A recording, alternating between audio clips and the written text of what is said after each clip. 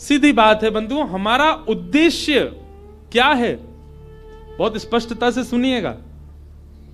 कृष्ण प्राप्ति नहीं, सीधे 50वीं सीढ़ी चढ़ने की मत सोचा करो। बीच में बहुत सारी सीढ़ियां हैं, धीरे धीरे चढ़ना पड़ेगा। इतने बड़े पांव नहीं कि आप 50वीं सीढ़ी चढ़ जाओ। हमारा उद्देश्य क्या है? किसी से पूछो, किसी भी भक्त से पूछो, आपका उद्देश्य क्या? तिलक क्यों लगाते हो? नाम जप क्यों करते हो? कंठीमाला क्यों करते हो? एकादशी क्यों करते हो? वृंदावन क्यों जाते हो? हम पे श्री जी की कृपा हो जाए, हमको ठाकुर जी मिल जाए। इतनी जल्दी मिल जाएंगे?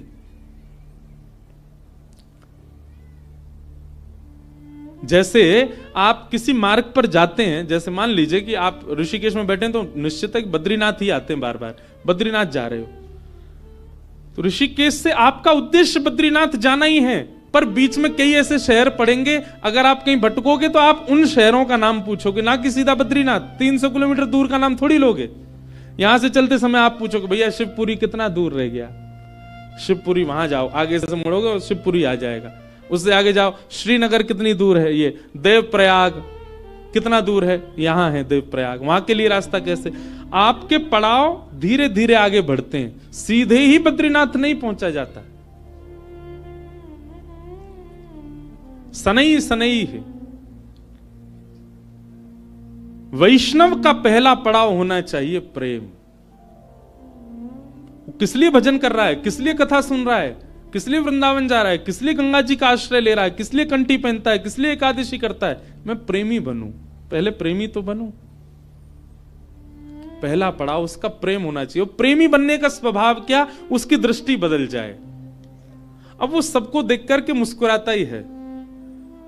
मैं ऐसे ऐसे प्रेमियों को भी जानता हूं जो किंचित बात विरह की सुन लें तो नेत्रों से आंसू गिरने लग जाते हैं। प्रेमी का ये स्वरूप हो जाता है कि उस बहुत जल्दी भाव में आ जाएगा, बहुत जल्दी भावुक हो जाएगा। हम होते हैं, हमारे आगे तो व्यक्ति गंगा जी में कूद जाए तो हमको विरह नहीं होता। प्रेमी व्यक्ति कैसा होगा? किंचित कोई भाव ऐसा देख लेगा ना, बहुत छोटा सा, कोई व्याकुल बैठा है, उस व्याकुलता को देख करके वो विरह में आ जाएगा। ये होता है प्रेमी का स्वरूप। आधुनिक भाषा में उसको कह देते हैं ये बहुत इमोशनल है, बहुत जल्दी इमोशनल हो जाता, बहुत जल्दी भावुक हो जाता है। संसार को देख करके भावुक हो रहा है। एक बात बताएं, भावुक व्यक्ति प्रेमी बहुत जल्दी बन सकता है। अगर किसी के अंदर भावुकता बहुत ज्यादा है ना, तो एक प्रकार से वो ये समझ ले कि उसको कई सीढ़ियां पहले से चढ़ा हुआ है। वो भावुक व्यक्ति बस प्रेम की ओर बढ़ जाए, प्रेमी और बन जाए, और अधिक प्रेम हो जाए, और वही प्रेम वृंदावन चंद से हो जाए उसका।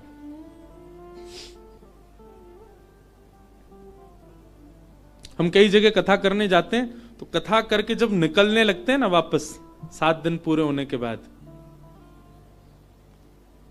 बहुत लोग भावुक हो जाते हैं। जिनके यहां रुकने का प्रसंग होता है वो लोग भावुक। एक जगह तो बहुत ही भयानक स्थिति हुई, मैं ही घबरा गया। एक जगह कथा थी, अब जगह का नाम तो नहीं लूंगा मैं, तो वहां जो यजमान थे, मुख्य यजमान, वो इतने भावुक, इतने भावुक, पहले दिन से ही रोने लग गए। मैंने क्यों, क्या हो गया? बोले अब 6 दिन रह गए, आप 6 दिन रहोगे बस, लाल जी के केवल 6 दिन दर्शन होंगे। दूसरे दिन और रोने लग गए। मैंने कि भैया तुम ऐसे मत करो, अभी तो कथा तो पूरी करनी है हमको। चौथे दिन सब का नाच रहे थे, नंद घन आनंद भयो, जो वो कोने में खड़े होकर रो रहे। बोले क्यों, क्या हो गया? 3 ही दिन रह गए अब बस।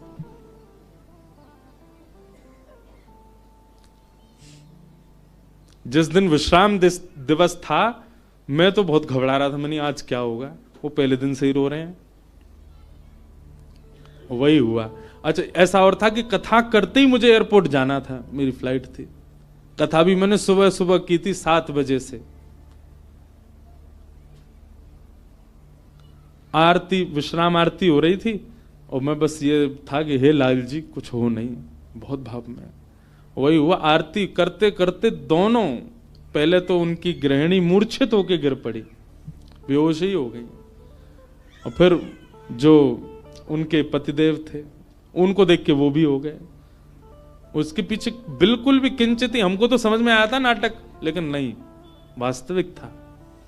पानी वानी डाला भैया, उनका ब्लड प्रेशर वगैरह सब कम होता चला गया। एक कथा भी आती है, सुना है? एक महाराष्ट्र के राजा थे। उन राजा का एक ही बात उसके मन में चलती थी कि मेरे नगर में कोई साधु आ जाए, मेरे नगर में कोई संत आ जाए, मेरे नगर में कोई भक्त आ जाए। दुनिया में ऐश्वर्यवान व्यक्ति केवल इसकी प्रतीक्षा करता है कि मेरे पास धन बहुत आ जाए। वो इसकी प्रतीक्षा करते थे कि कोई भक्त, साधु, संत, विरक्त या वैष्णव दंपति या कोई कथा वक्ता कोई आ जाए मेरे नगर में, बस। ऐसी कृपा हुई। अयोध्या से कुछ लोग पंढरपुर दर्शन करने जा रहे थे और उन महात्मा के उन राजा के नगर में आ गए। नगर से होके पंढरपुर का रास्ता था,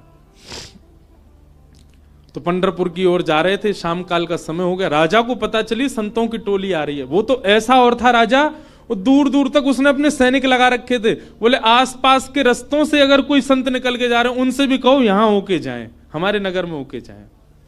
ऐसी भगवत प्रीति, भक्त प्रीति भी सबके हृदय में नहीं होती।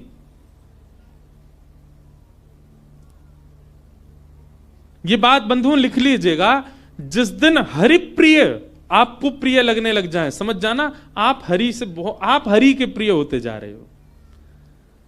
आपको पता चल जाता है व्रज से कोई आया, भले ही आप उसको जानते नहीं, पर आपके मन में उत्साह हो जाता है, हमारे वृंदावन से आए हैं, श्री राधारमण जी के यहां से आए हैं, श्री बिहारी जी के चरणों से आए हैं। भले ही आपका परिचय नहीं, फिर भी आप ब्रज से आए जान करके उनको प्रणाम करने जाओ। ऐसी प्रीति अगर आपके चित्त में है, आप प्रेम की अवस्था में आ चुके हो। हरि से ज्यादा हरिजनों से प्रीति हो तो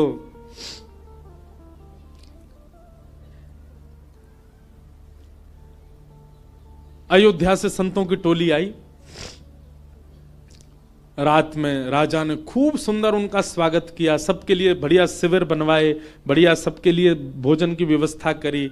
सब साधु महात्मा बड़े प्रसन्न हो गए। बोले वाह भैया राजा, तेने तो हमारो दिल जीत लिया, क्या सुंदर व्यवस्था की, सब संतों के सबके चरण धोए, सबको माला पहनाई, प्रसाद पवाया, सोने की उत्तम व्यवस्था।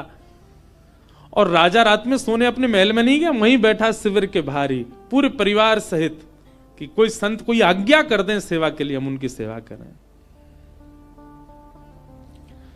संतों ने दूसरे दिन उठ करके राजा से कहा, देखो हम तुम्हारी सेवा से इतने प्रसन्न है कि हम सबके मन में आया कि हम कम से कम 5 दिन तो यहां रुकें।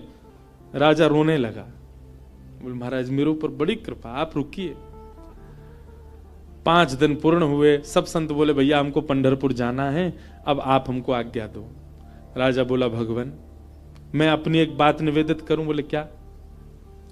5 दिन बाद रामनवमी है, श्री राम जी का अद्भुत उत्सव है, आप लोग सब यहीं रुक जाएं, 5 दिन और रामनवमी करके चले जाएं।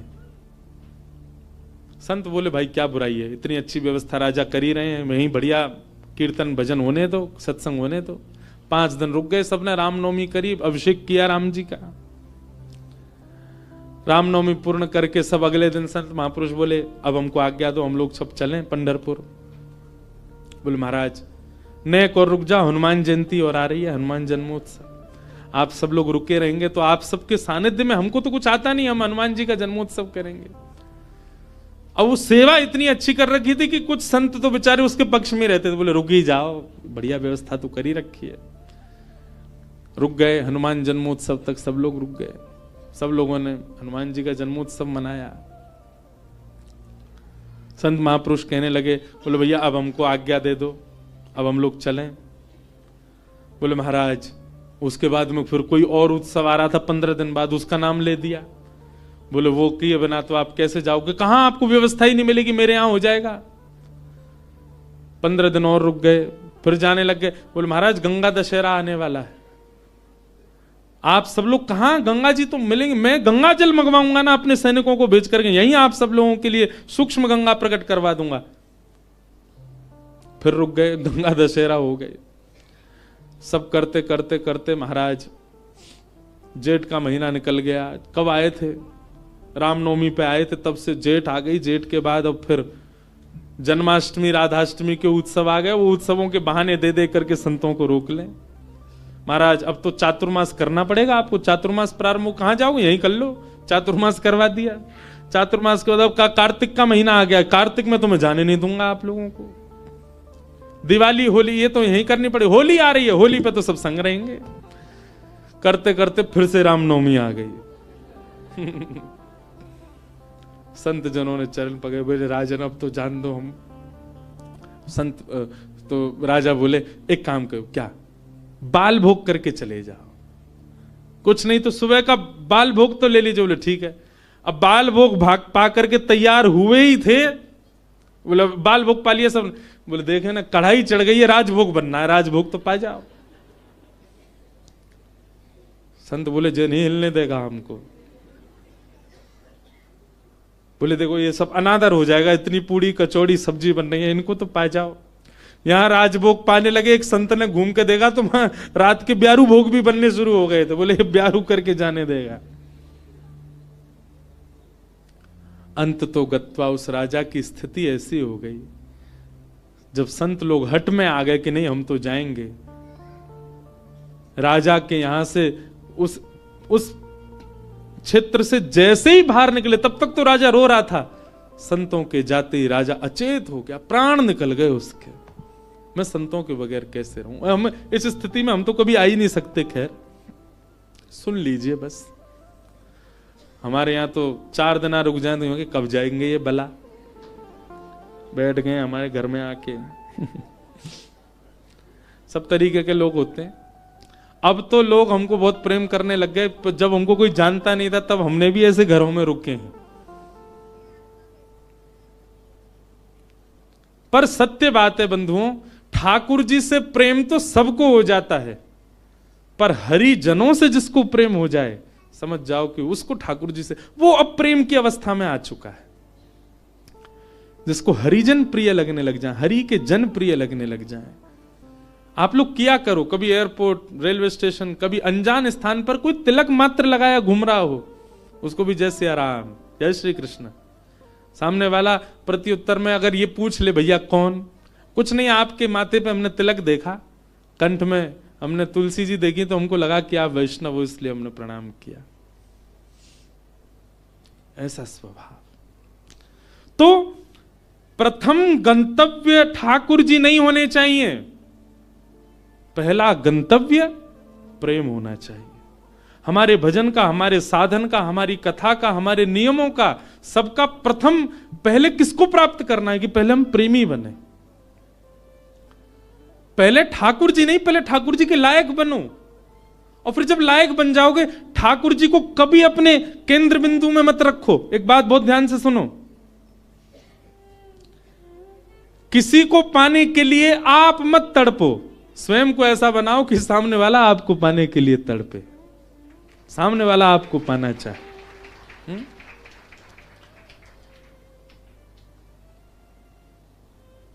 पिक्चरों में ऐसे दिखाते हैं ना कि कोई प्रेम करता था किसी कन्या से और उसको सीधे तो पानी पाया, तो खुद इतना बढ़िया पढ़ लिख करके बड़ा मजिस्ट्रेट बन गया महाराज, आगे पुलिस पीछे पुलिस, अब वो छोरी डोल रही है वाकू पावे को, इससे मेरा ब्याह हो। ठीक वैसे ही ये बात शास्त्रीय है कि ठाकुर जी को पाने के लिए आप केंद्र बिंदु ठाकुर जी को मत रखो चित्त में कि उनको मुझे प्राप्त करना है। ठाकुर जी को जो जो प्रिय है वो सारे गुण मेरे भीतर आ जाएं ताकि ठाकुर जी को मैं प्रिय लगूं। आप पीछे मत पड़ो उनके, स्वयं को ऐसा बनाओ कि ठाकुर जी पीछे पड़े आपके। श्रीमद् वल्लभाचार्य जी के चरित्र में आता है कि, बहुत ध्यान से सुनिएगा, श्रीनाथ जी जब प्रकट हुए ना, तो पहले श्रीनाथ जी की भुजा प्रकट हुई, और भुजा प्रकट होने के बाद में सद्दू पानी की गैया रोज जाती थी, अपना संपूर्ण दुग्ध वहीं बहा करके आ जाती थी। तो सद्दू पानी ने देखा मेरी गैया कहां जाती है, जाकर के देखा तो गिरिराज शिला में केवल भुजा निकली हुई है। सद्दू पानी ने जब पूरा बाहर निकाला तो श्रीनाथ जी प्रकट हो गए इसी कलिकाल में।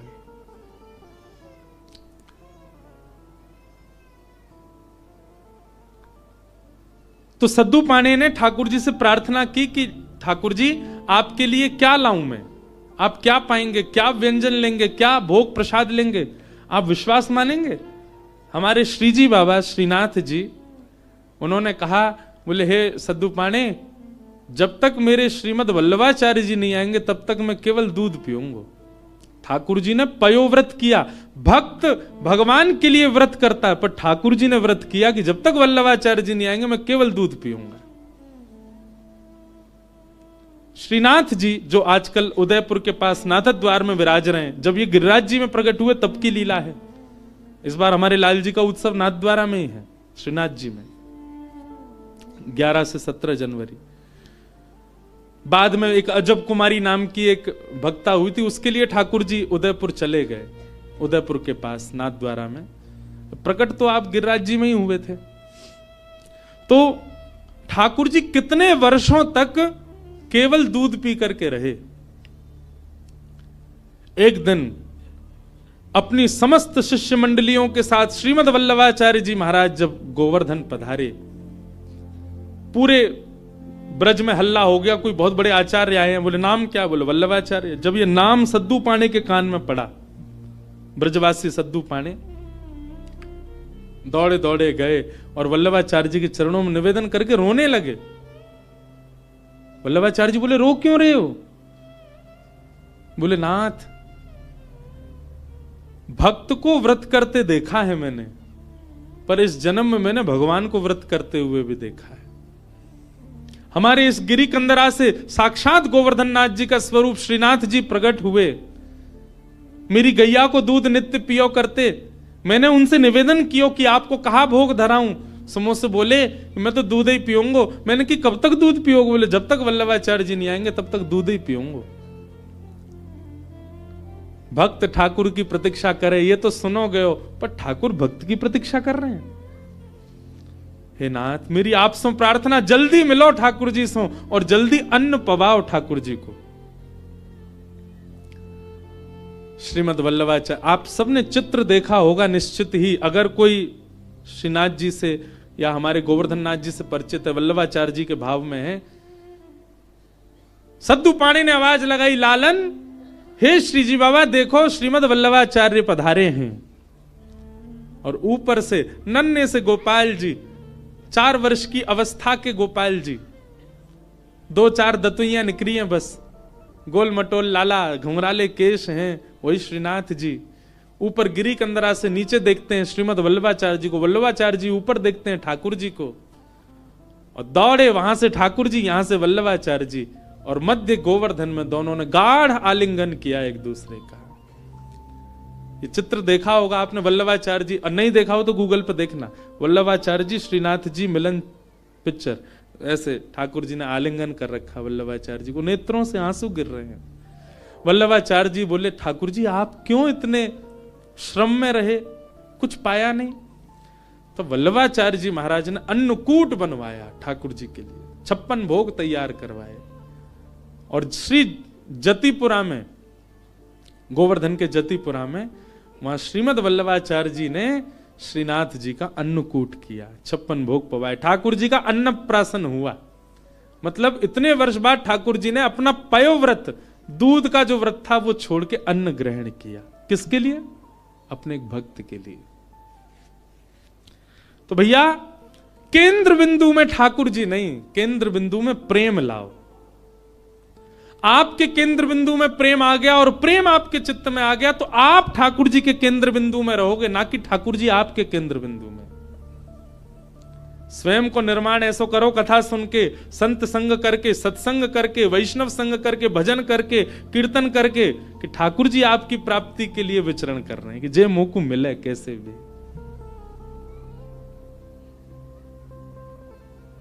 आज से आपके भजन साधन में उद्देश्य भगवत प्राप्ति नहीं, प्रेम की प्राप्ति हो। कि भवतानुदित प्रायम यशो भगवतो मलम ये नैवासौ न तुष्येत मन्ये तद्दर्शनम खिलम। नारद जी महाराज वेद व्यास जी से कहते हैं, व्यास जी आपने भागवत जी की रचना की, उसमें ज्ञान, उसमें वैराग्य उसमें सब कुछ आपने प्रस्तुत किया, पर आपने प्रेम को नहीं प्रस्तुत किया, इसलिए आपका हृदय अशांत है। आपके ग्रंथों को, पुराणों को सुनकर के व्यक्ति धार्मिक बन जाएगा, व्यक्ति वैरागी बन जाएगा, पर आपके ग्रंथों को पढ़ के व्यक्ति प्रेमी नहीं बन पाएगा। इसीलिए आपका हृदय अशांत है, आपको कहीं ना कहीं अपूर्णता लगती है अपनी क्रिया में। इसलिए मेरी प्रार्थना कि अब आप ठाकुर जी के प्रेम स्वभाव का वर्णन करो, जिससे पढ़ने वाला व्यक्ति प्रेमी बन सके। वेद व्यास जी महाराज ने निवेदन किया, उसके लिए मुझे क्या करना पड़ेगा? बोले समाधि लगा करके भगवान के प्रेम स्वरूप का चिंतन करो।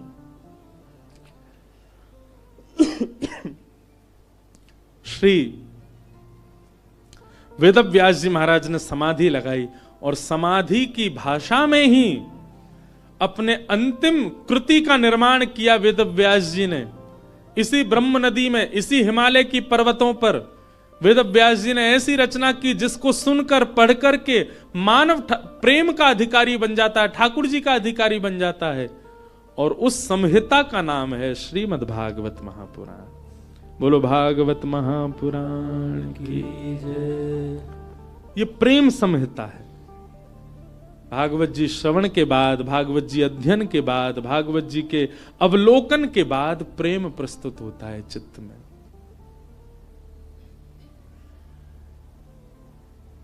प्रेम।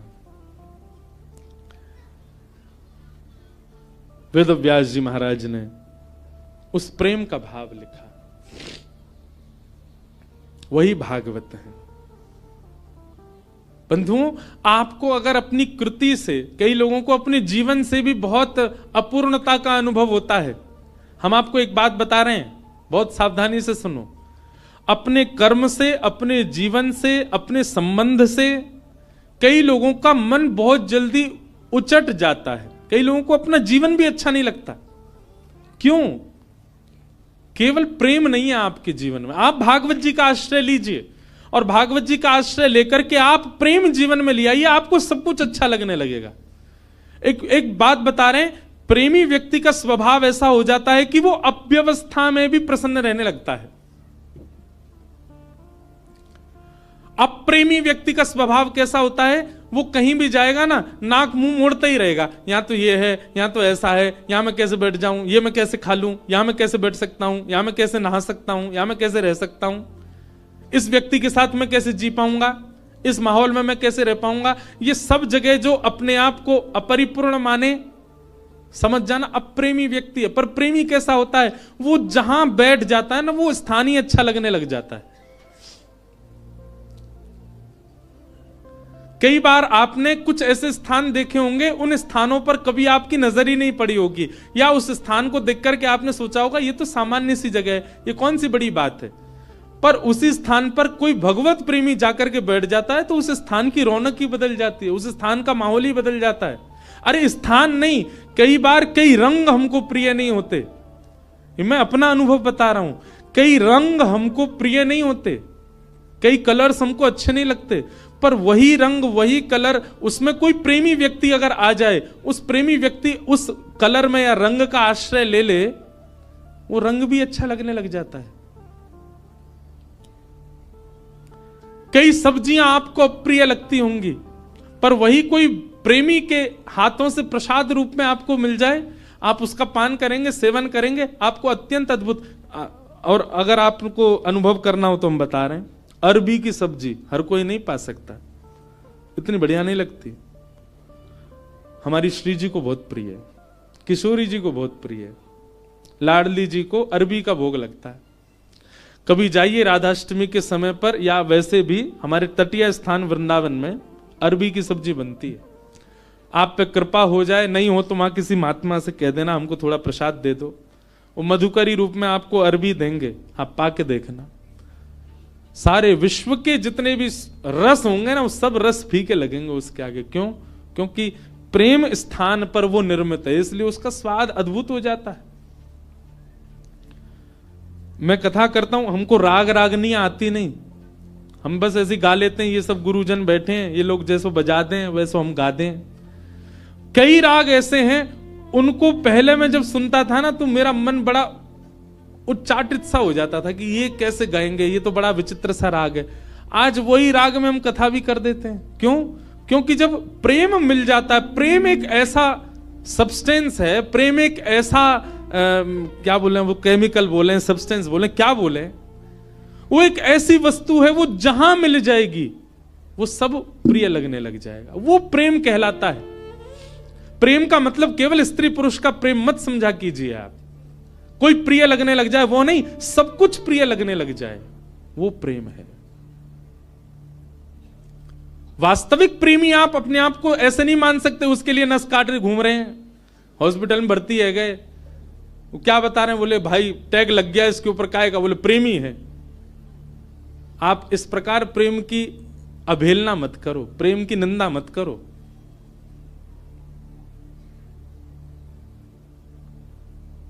गंगा जी पे सब जगह चले जाओ, पहाड़ों में, नदियों में, सब जगह एक पॉइंट होता है, क्या बोल, इसको सुसाइड पॉइंट बोलते। क्यों?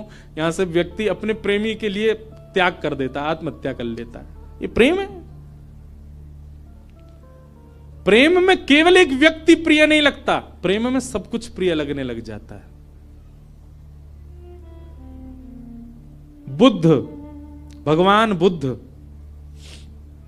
प्रेमी थे। एक मदिरा पान किया हुआ व्यक्ति जिससे सब दूर भागते हैं, नाली में पड़ा था और बुद्ध भगवान ने उसको देख लिया।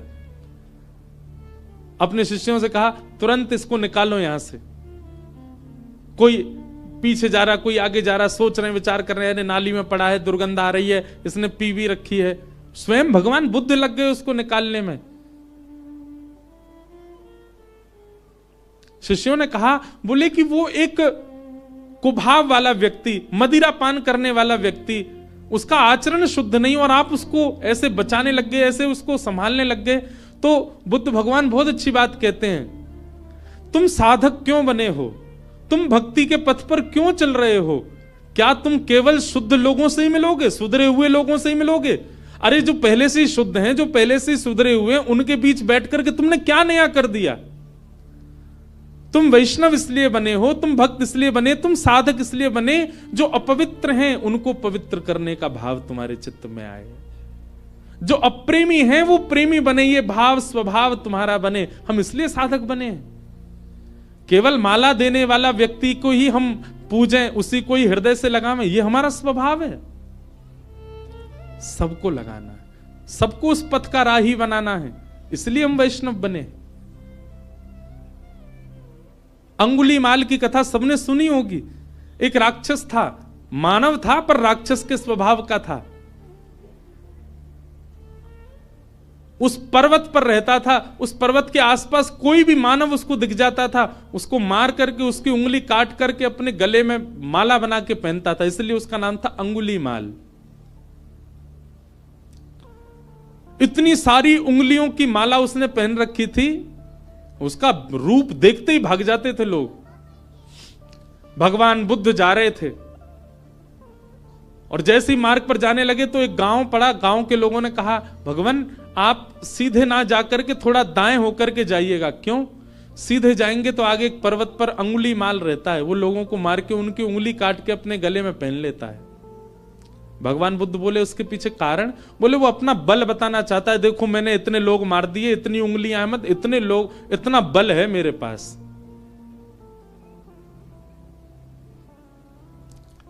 भगवान बुद्ध कहते हैं भय का बल नहीं होता, प्रेम का बल होता है।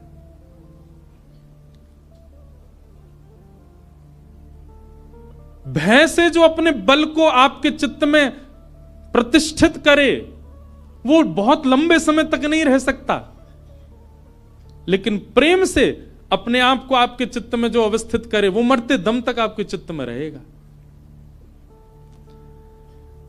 मानस जी में एक बहुत अच्छी लीला आती है कि राम जी वन में विचरण करते थे और जब भूख लगती थी ना तो किसी के यहां से, किसी के घर से या किसी नगर से लक्ष्मण जी सामग्री ले आते थे, जानकी जी बनाती, राम जी पाते थे। लेकिन ऐसा वर्णन आता है कि कई बार लक्ष्मण जी को सामग्री नहीं मिली, और वनवासी थे तो उनके पास धन भी नहीं था, भाई दे के ले लें। तो राम जी जाते थे सामग्री लेने के लिए, और राम जी जब जाते थे तो सामग्री लेके ही आते थे। तो फिर मानस जी में तुलसीदास जी वर्णन करते हैं कि राम जी ऐसा क्या दे के आते थे कि लोग सामग्री देने को राजी हो जाते थे। राम जी के पास कुछ था तो था नहीं, ना तो धन था, ना वैभव था, ना कुछ रुपया थे, क्या देते थे राम जी। तो मानस जी में श्री गोस्वामी जी वर्णन करते हैं कि राम जी जब कुछ सामग्री लेते थे, या सामग्री लेते भी थे, या फिर कई बार सीता जी बड़ी रसोई बनाती और संतों को पवाते, संतों को पवाने के बाद दक्षिणा देनी होती है, तो ये दक्षिणा के आदान प्रदान पर या सामग्री के आदान प्रदान पर राम जी क्या देते थे। तो गोस्वामी जी वर्णन करते हैं, बोले कुछ नहीं, राम जी मंद मंद मुस्कुरा देते थे, उनकी मुस्कान ही सबसे बड़ी दक्षिणा थी। उसको लेकर के व्यक्ति कहते तुम तो भैया सब कुछ ले जाओ हमारा, बस ये मुस्कुराते रहो, तुम्हारी मुस्कान ही सब बढ़िया।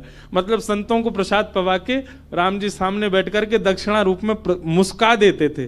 संत बोलते बस मिल गई हमारी दक्षिणा। जहां जहां से सामग्री लाते वहां मुस्का देते थे। प्रेम, और वो प्रेम का बल ऐसा व्यवस्थित किया राम जी ने कि मरते दम तक कोई नहीं भूल पाया। और रावण का भी बल प्रतिष्ठित था, पर रावण का भय का बल था। बल भय का नहीं होता, बल प्रेम का होता है।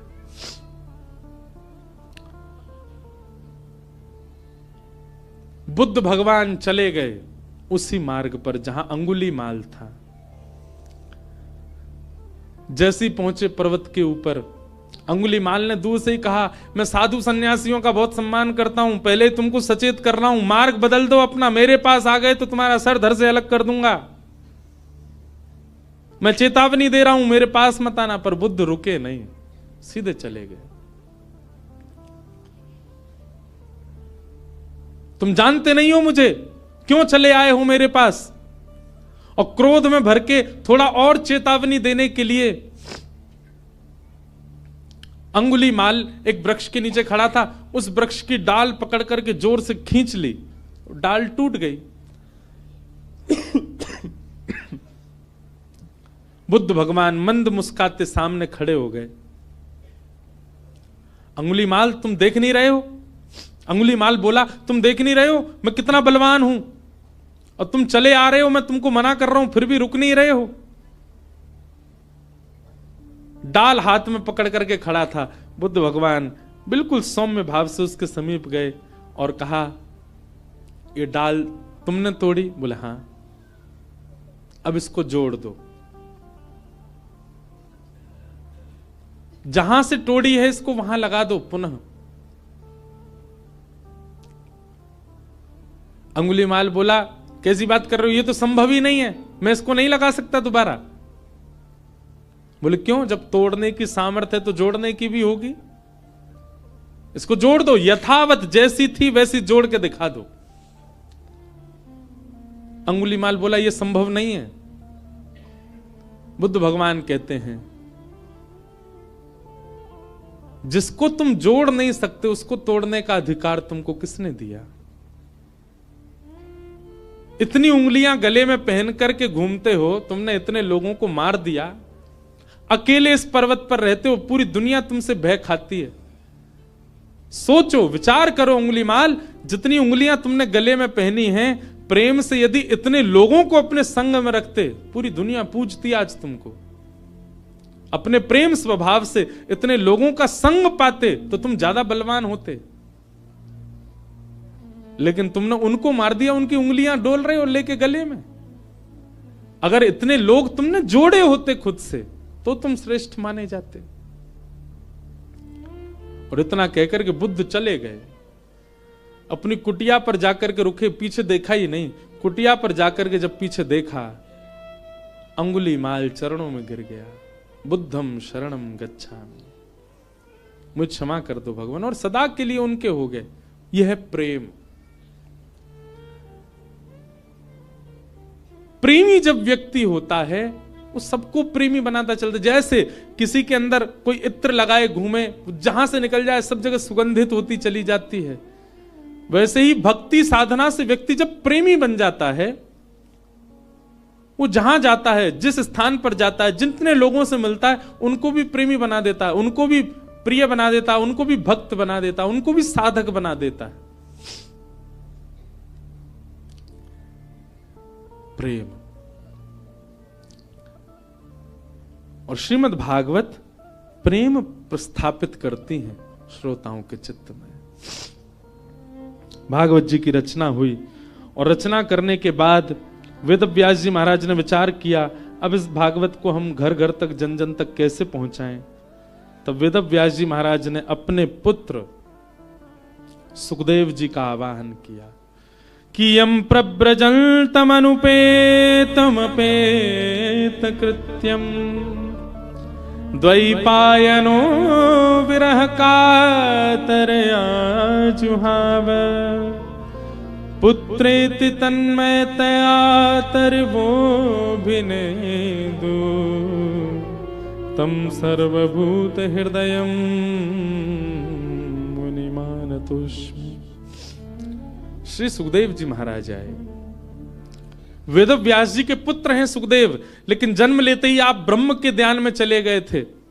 लेकिन श्री व्यास जी ने भागवत के श्लोक जब इनको सुनाए तो ब्रह्म ध्यान छोड़कर के भागवत जी की सन्निधि में आ गए और कहा, मैं तो निर्गुण निराकार ब्रह्म की उपासना कर रहा था, पर मुझे अब सगुण साकार में मन लग गया है, मुझे इन्हीं की आराधना करनी है। व्यास जी ने भागवत जी का अध्ययन सुखदेव जी को कराया और श्री शुकाचार्य जी ने वही भागवत की कथा राजा परीक्षित को सुनाई। पूछा गया, राजा परीक्षित कौन है? राजा परीक्षित के विषय में हमको थोड़ा बताओ। इनको 7 दिन में मरने का श्राप क्यों लगा, इनके बारे में थोड़ी हमें जानकारी दो। तब राजा परीक्षित के विषय को बताने के लिए यहां से महाभारत का थोड़ा प्रारंभ किया। यदा मृधे कौरव संजयानाम वीरेस्वथो वीर गतिम गतेषु व्रकोदरा विग्ध गदा विमर्श भृगनोरुदंडे धृतराष्ट्र पुत्रे। श्री परीक्षित जी महाराज का चरित्र और उनको 7 दिन में श्राप क्यों लगा, ये सब विषय सुनाए गए। अब इस विषय में अगर प्रवेश करें तो पूरा महाभारत का प्रसंग कहना पड़े, इसलिए कल बंधुओं ठाकुर जी का जन्मोत्सव है कथा में, क्योंकि कल चतुर्थ दिवस है। कल गंगा के तट पे आनंद उत्सव होगा, खूब आनंद से हम लोग नाचेंगे गाएंगे, जन्मोत्सव मनाएंगे श्री ठाकुर जी का। यमुना तट पे तो मनते ही रहते हैं ठाकुर जी के उत्सव, कल गंगा के तट पे होगा। आप सब लोग समय से पधारिएगा। आज श्री गिरधर लाल जी के दर्शन का समय तो है, पर हम आप सबकी संख्या देख के डर रहे हैं, क्योंकि जहां हम रुके हैं वो स्थान तो बहुत छोटा है। तो जो लोग यहां रुके ही रहे हैं अभी 6-7 दिन, वो लोग तो कल भी आ सकते हैं, परसों भी आ सकते हैं। रोज मिलेंगे ठाकुर जी 1:30 से 2:30 बजे तक गंगा दर्शन राम झूला के पास, इधर स्वर्ग आश्रम में। और जो लोग दूर दूर से आए बस वही आ जाना दर्शन करने। बाकी के जो लोग यहीं डटे हुए हैं उनके लिए तो लाल जी यहीं हैं। उनके लिए हम एक शाम का भी समय कल बता देंगे, तो वो लोग शाम को भी आ सकते हैं। इतनी संख्या में लोग आ जाएंगे तो फिर वो लाल जी हमारे डर नहीं जाएं, गंगा जी में गिरगिरा जाओगे, क्योंकि बगल में ही गंगा जी हैं। तो आप सब लोग बड़े भाव से पधारो। कल ठाकुर जी का जन्मोत्सव हम लोग कथा में मनाएंगे।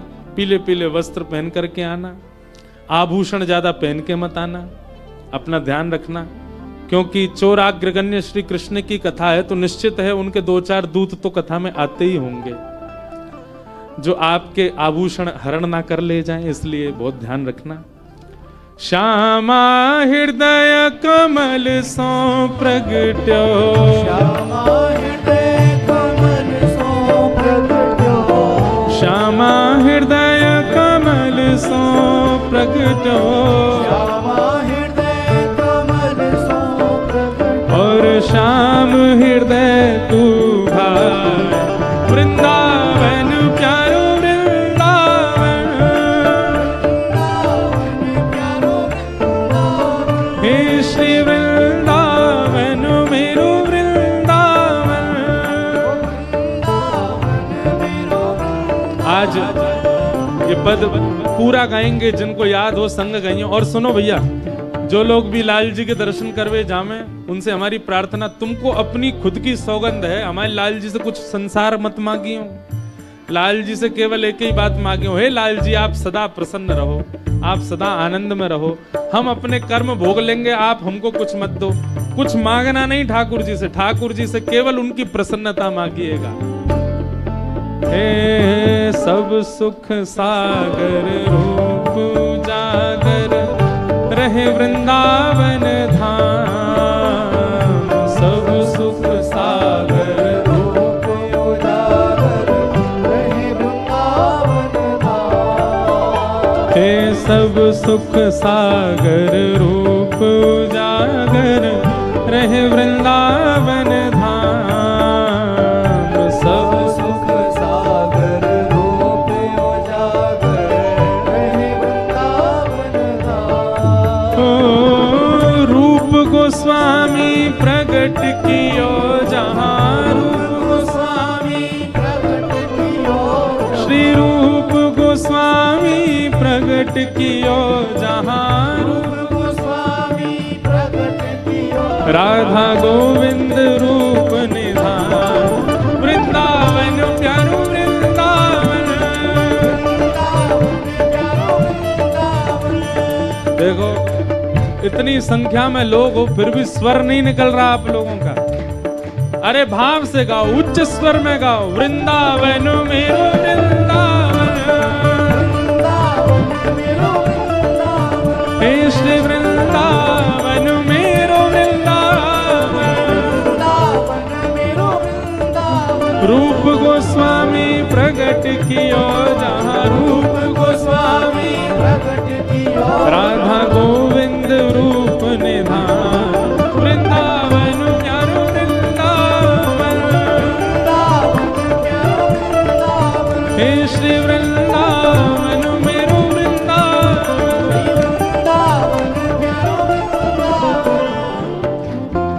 विहरत निस दिन कुंज गलन में, ब्रज जन मन सुख धाम।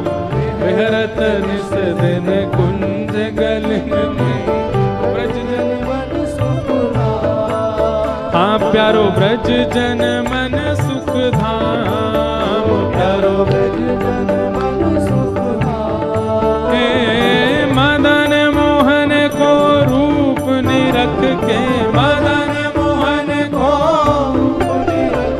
श्री मदन मोहन को रूप निरख के, मदन मोहन को रूप निरख, हे सनातन बलि बलि जाए। वृंदावन प्यारो वृंदावन, वृंदावन प्यारो वृंदावन, हे श्री वृंदावन मेरो वृंदावन। वृंदावन प्यारो वृंदावन, मदन मोहन को रूप निरख के, मदन मोहन को सनातन बलि बलि जाए। वृंदावन प्यारो वृंदावन, हे श्री वृंदावन मेरो वृंदावन।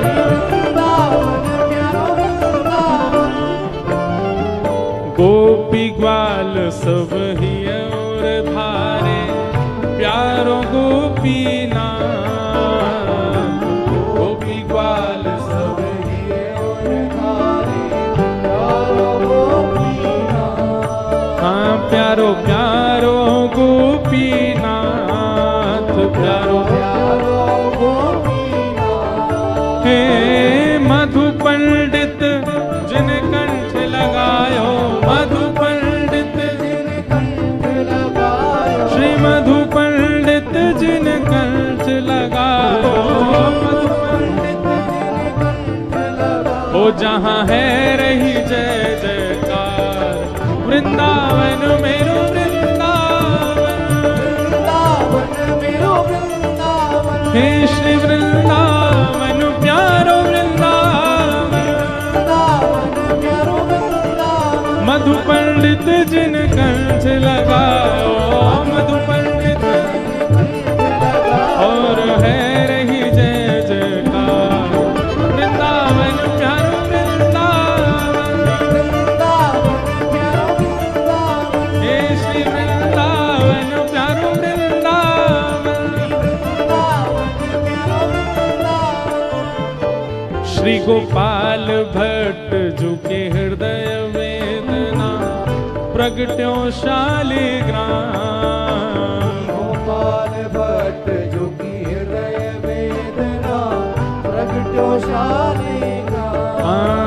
श्री गोपाल भट्ट जो के हृदय वेदना प्रगट्यो शालिग्राम। गोपाल भट्ट जो की हृदय वेदना प्रगट्यो शालिग्राम। हे रूप सुधा को खान हमारो, रूप सुधा को खान हमारो, रूप सुधा को खान हमारो, रूप सुधा को खान हमारो। श्री वृंदावन में सबते प्यारो, वृंदावन में सबते प्यारो। हे श्री राधा रमण जुलाल। वृंदावन मेरो वृंदावन, वृंदावन प्यारो वृंदावन। हे श्री वृंदावन मेरो वृंदावन। वृंदावन मेरो वृंदावन। रूप सुधा को खान हमारो, रूप सुधा को खान हमारो। श्री वृंदावन में सबते न्यारो।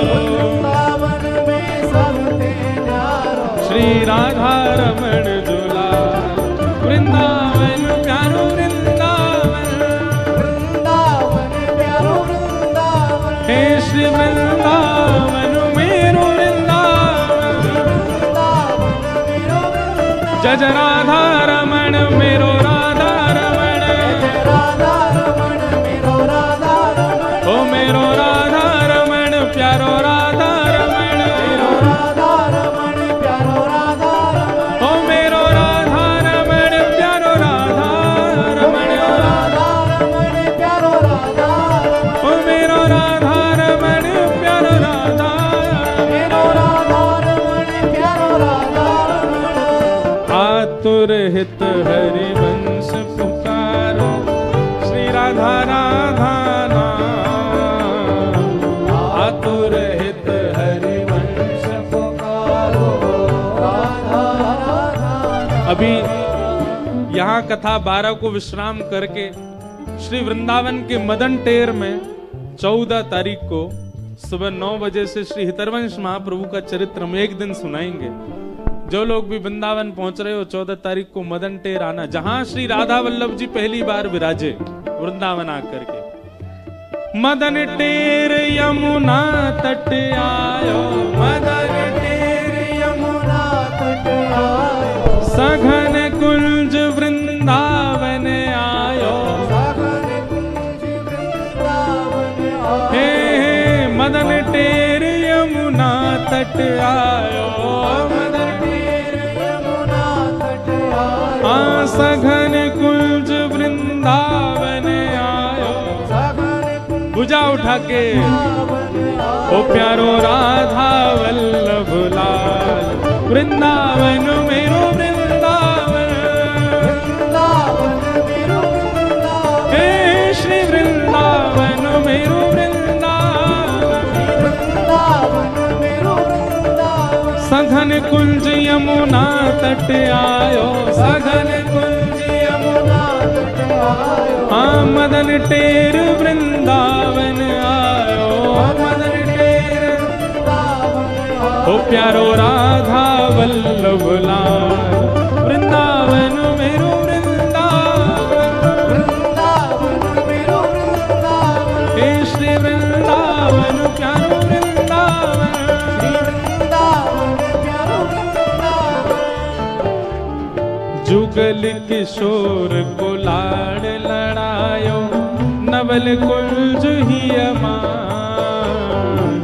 युगल किशोर को लाड़ लड़ायो धवल कुंज ही माँ। हे कुंजन कुंजन की रज धारे कुंजन कुंजन की रज धारे कुंजन कुंजन की रज धारे कुंजन की रज धारे। ओ हरि व्यास युगल यशगार वृंदावन मेरो वृंदावन वृंदावन मेरो वृंदावन हे श्री वृंदावन प्यारो वृंदावन। वृंदावन प्यारो देखो वृंदावन। वैसे तो अधिकतर सबको पता है कि हम लोग क्या गा रहे हैं, वृंदावन के 7 निधियों को प्रणाम कर रहे हैं। वैसे सबको पता है, जिनको नहीं पता हम उनको बता रहे हैं। हमारे वृंदावन के प्रथम ठाकुर कौन है?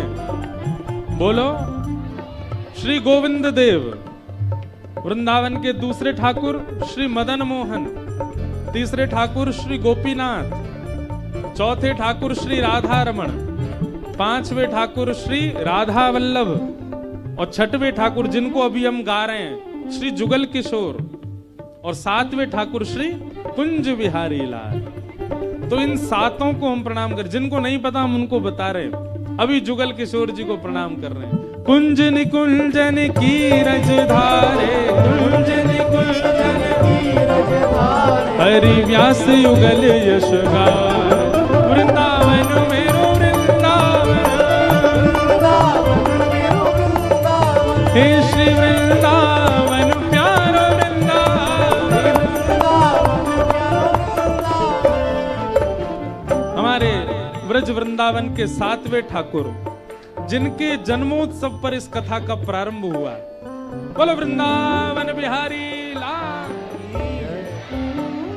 भुवन चतुर्दश की सुंदरता निधिवन करत बिहार। भुवन चतुर्दश की सुंदरता निधिवन करत बिहार। हे भुवन चतुर्दश की सुंदरता निधिवन करत बिहार। चतुर्दश की सुंदरता निधिवन करत बिहार। हे श्यामा प्यारी कुंज बिहारी श्यामा प्यारी कुंज बिहारी श्यामा प्यारी बांके बिहारी श्यामा प्यारी बांके बिहारी। और जय जय श्री हरिदास वृंदावन मेरो वृंदावन। वृंदावन मेरो वृंदावन हे श्री वृंदावन प्यारो वृंदावन। वृंदावन प्यारो वृंदावन। श्यामा प्यारी कुंज बिहारी श्यामा प्यारी कुंज बिहारी। और जय जय श्री हरिदास वृंदावन मेरो वृंदावन। वृंदावन मेरो वृंदावन। हे श्री वृंदावन मेरो वृंदावन। वृंदावन मेरो वृंदावन। जिनकी कृपा से यह रस प्रकट वृंदावन अभिराम। जिनकी कृपा से यह रस प्रकट वृंदावन अभिराम।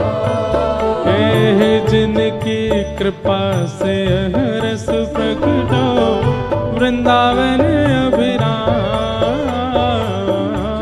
जिनकी कृपा से यह रस प्रकटो वृंदावन अभिराम। हे सप्तनिधिन को ही उजियारो सप्तनिधिन को ही उजियारो यह आनंद करवावे वारो यह आनंद करवावे वारो।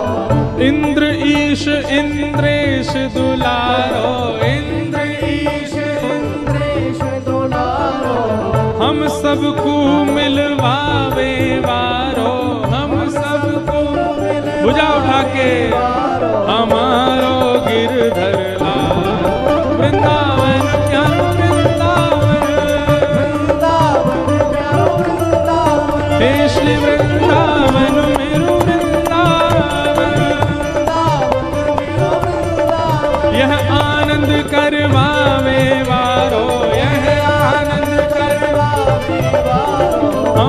सबको मिलवावे वारो, हे हमारो गिरधर लाल। वृंदावन प्यारो वृंदावन, हे श्री वृंदावन मेरो वृंदावन। भुजा उठाओ दोनों और लगाओ ताकत पूरी। जो सबसे ऊंचा जाएगा वही को मिलेगी माला मंच से। जय राधे राधे श्री राधे राधे, जय राधे राधे श्री राधे राधे, जय राधे राधे श्री राधे राधे। यहाँ वो सबसे पीछे लाला वो लगे लंबो ही दिखे। हाँ आ जाओ आपके बगल वाले, हाँ आप आओ जो उछले थे अभी लास्ट में, नहीं वो पीछे आ रहे हैं।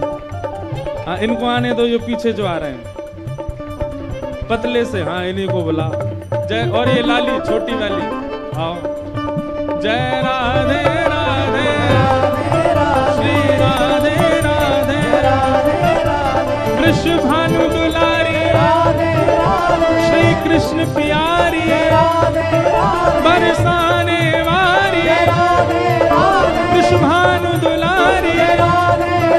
जय राधे राधे श्री राधे राधे, जय राधे राधे श्री राधे राधे, जय राधे राधे श्री राधे राधे, जय राधे राधे श्री राधे राधे।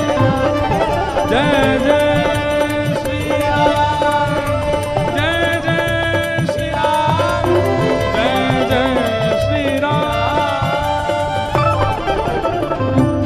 बोल वृंदावन बिहारी लाल की।